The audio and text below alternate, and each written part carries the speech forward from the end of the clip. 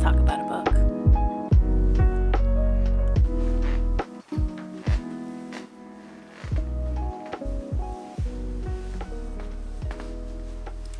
Hello, I am so excited to talk to you today about The Fourth Wing by Rebecca Yarros. I read this book in 2 freaking days. I literally spent all day on Monday reading this book, and then I read until 4 a.m. and I had to stop myself. I mean, I could have kept reading, but my eyes burned. So I made myself sleep, and then the very next day, after doing some work and some other things, I read the last 2.5 hours. I am not the fastest reader in the world, so this took me, I don't know, 6 hours or something to read, but maybe more, maybe 8.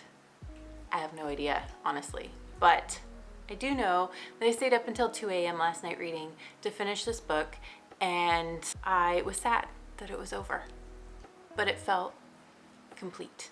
So let's talk about The Fourth Wing. This is it. If you haven't seen, ooh, look at this, not at me. Woohoo, there's The Fourth Wing.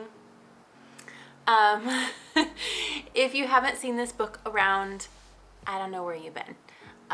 It is absolutely all over the internet right now.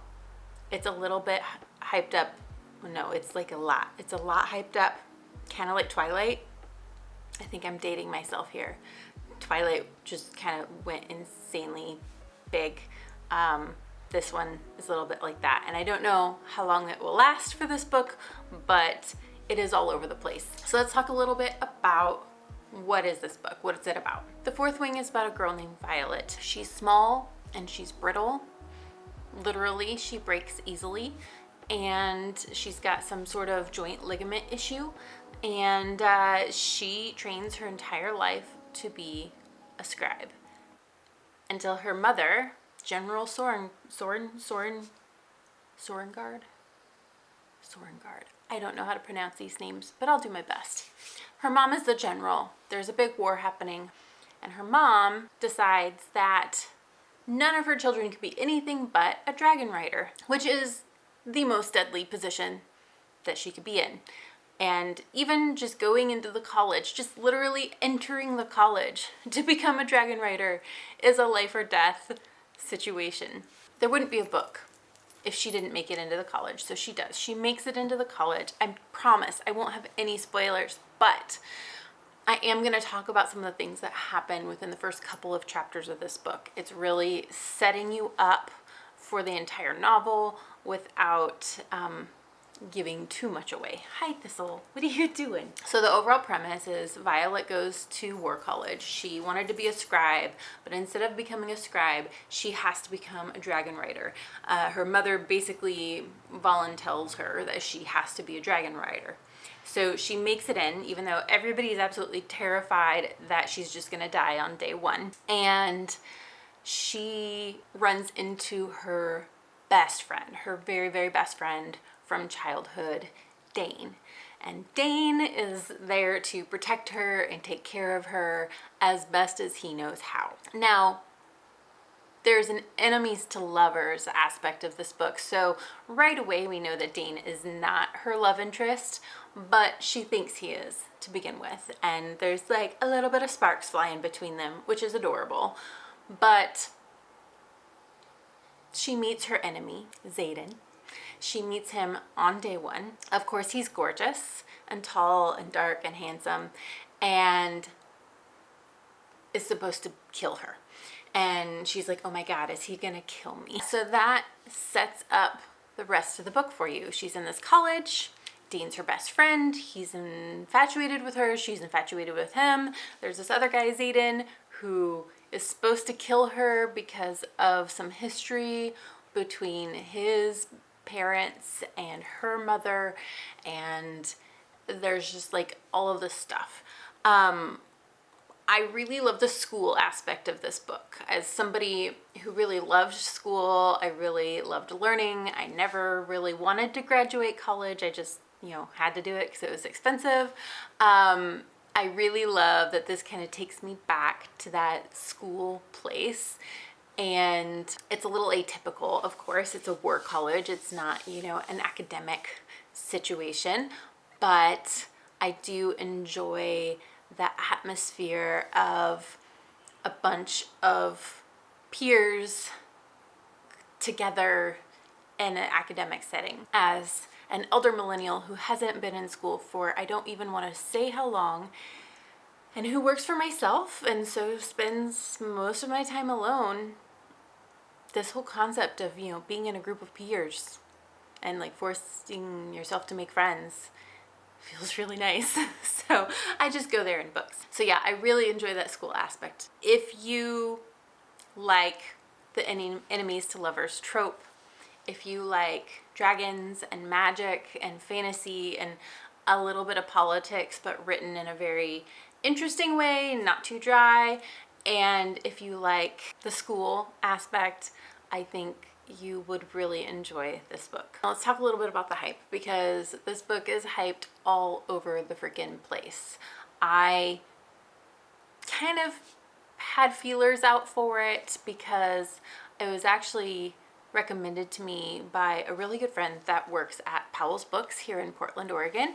And he told me it was like the next big thing on TikTok, and that everybody who loves the Sarah J. Maas books will really love The Fourth Wing. The Fourth Wing. I put it on my wish list at the library, didn't think too much about it until I got my copy, and then I read it in 2 days, and I was just Googling this book, and oh my God, is it everywhere. It really, really is. So what I would recommend is know the basics, know what the book's about, just enough to know that it's your jam or not, but don't watch tons of videos. I know you're watching this video.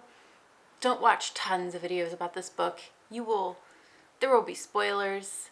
The hype will make it less enjoyable. I can guarantee that.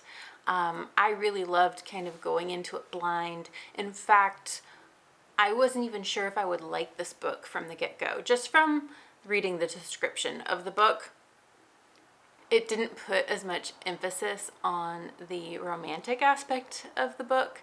And so it wasn't until my friend told me about it, and I heard a couple people say there was like this enemies to lover aspect of this book, that I decided it was definitely something I wanted to read. So yeah, just know the hype will maybe make it less good for you. Would I say it's worth the read? Yes, definitely yes. I gave it 5 stars on Goodreads. By the way, I'll link my Goodreads below in case you want to look at all the books I'm reading. I read, you know, somewhere between 50 and 60 books a year, and listen, but this one I read.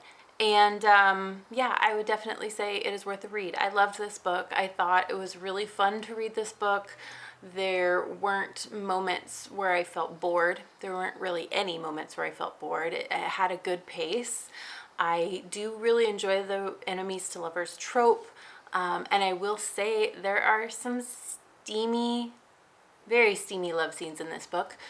They aren't overdone though, which I really appreciate. I feel like in paranormal romance, the steamy love scenes can get in the way of the story. They'll just happen every, 3 paragraphs, I feel like. And as much as I love the steam, I want to earn it by reading more story, if that makes sense. Like otherwise it's too much. It's just too frequent. It's like reading porn. And I want more story. I really do. I want more story. So I really enjoyed that about The Fourth Wing. The story was definitely there. The romance was there, but in just the right amount. And it just kept me wanting to read more. Now, I will say, I'm not usually the type of person that predicts books. I don't even usually try to predict a book. I just enjoy going for the ride of the story. But in this book, towards the end, I was like, I can kind of see where I think, especially the very end. I'm talking about like the last few pages of this book, and I was like, oh, I see where they're going with this, and I was definitely right. Did that ruin it for me though? No, not at all. I am still excited to read the next book but I am okay waiting for it for a few months. When I go on a book bender like I just did, it's really nice to take a breather in between, and I will be reading some other books, but life has to happen, and you know, your girl's gotta work, so I need breaks in between books if I can make that happen. So I am actually glad that this second book isn't coming out until the late fall or winter time. It will, I'm assuming, be a nice, steamy, entertaining book to cozy up with on the cold winter days. So very much looking forward to that. In short, yes, it was worth the read. Don't watch the hype, just read the book, and I think you'll enjoy it. Is it 100% original? No, it's not. I definitely, as somebody that reads a lot of this genre, a lot of paranormal romance or romantic fantasy, or just romance in general, I would say that this book did remind me of some other books that I've read. Did it bother me? Not really. I think that it's unique enough within its genre that it kept me entertained.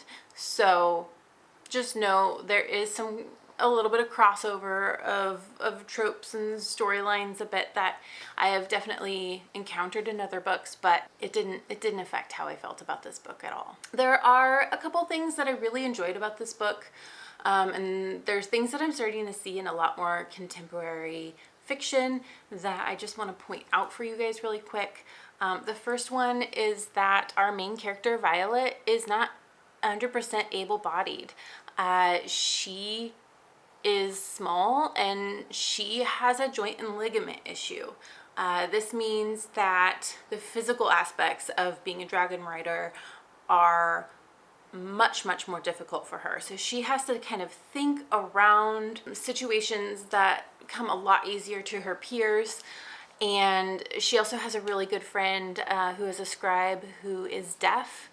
And I also thought that was really cool. This book isn't about disability or race or about sexuality. Well, I mean, they're kind of, this is sex, but anyways, it's not about sexual preference or gender or any of those things, but all of those things pop up in this book. You know, there are other races of people in this book. There are, or I should say ethnicities of people in this book. There are people that are male and female or even non-gendered people in this book. And there are people who are straight and bi and gay in this book, and I really enjoyed it. And it's not about any of those things, but it does a really good job of encompassing this sort of array of humanity that we have in our everyday lives that you don't often see in this genre. So I really did appreciate that about this book. I think Rebecca Yarros did a really good job just adding some inclusivity to her novel, and I'm excited to see how that just kind of pops up in little places throughout her other books as well. Who would love this book? I think anybody that loves a good fantasy will love this book. If you love school romance, if you love school romance, you'll love this book. If you like enemies to lovers, you'll definitely like this book. If you like a steamy sex scene, you'll like this book. If really steamy sex scenes are not your thing, you could still read this book. You might have to skip a few pages, but I think it's still worth the read, even if that's not your thing. I think this is a book that a nice array of people could read. My husband would like to read it. He likes dragon rider stories, and he definitely enjoys a little bit of the steaminess as well. So I definitely think this is a book that he'll love, just because there is so much story included in this novel. And I'm really excited to see how the world builds, because I feel like the fourth wing is very much a world building and character building book. And I can see it going so much further and progressing into this fully developed world in the future books. So I'm really excited to see what happens. in her next books. So yeah, those are my thoughts. Thanks for listening. I hope you go out and read The Fourth Wing. You might have to get a Kindle copy because physical copies are apparently really hard to find currently, but maybe you'll get lucky. I'm Briana Morrison.